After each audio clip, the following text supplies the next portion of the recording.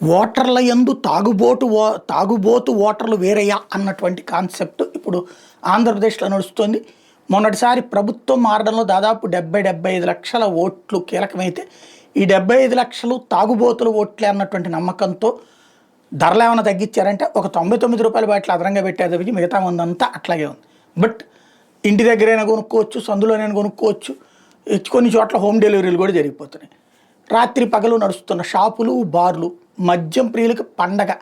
డబ్బులు ఉంటే చాలు తాగడానికి ఏ క్షణమైన డోకా లేదు. దాంతో మద్యం ప్రియులు సంతోషంగా ఉన్నారట. ఈ సంతోషంగా ఉన్న మద్యం ప్రియులకి మరొక శుభవార్తట.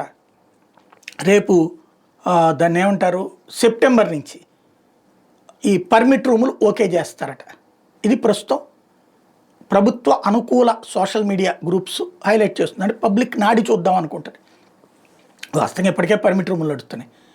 ఆ ఇప్పటికే డబ్బులు లక్షలు పోసినటువంటి వాళ్ళు లంచాలు ఇచ్చుకోలేక, మామూళ్ళు ఇచ్చుకోలేక చస్తున్నారు షాపులో. ఇప్పుడు వాళ్ళని ఎత్తిన మరొక పిడుగు.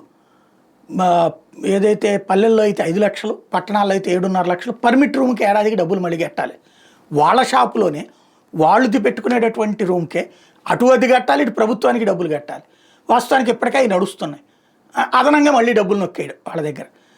ఇది రాష్ట్రానికి 200 కోట్ల ఆదాయం వచ్చేస్తుంది, ఇది అద్భుతం సాధించారన్నటువంటి కోణంలో రాసుకొస్తారు. రెండవది, ఎప్పుడైతే మద్యం షాపు దగ్గర పర్మిట్ రూమ్ ఉంటుందో అక్కడే తాగి తందనాలాడితే చుట్టుపక్కల వెళ్ళే మహిళలకు ఇబ్బంది అవుతుంది.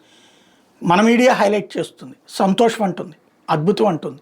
కానీ ఇబ్బంది పడేటటువంటి వాళ్ళ కష్టం ఏంటో భవిష్యత్తులో తెలుస్తుంది.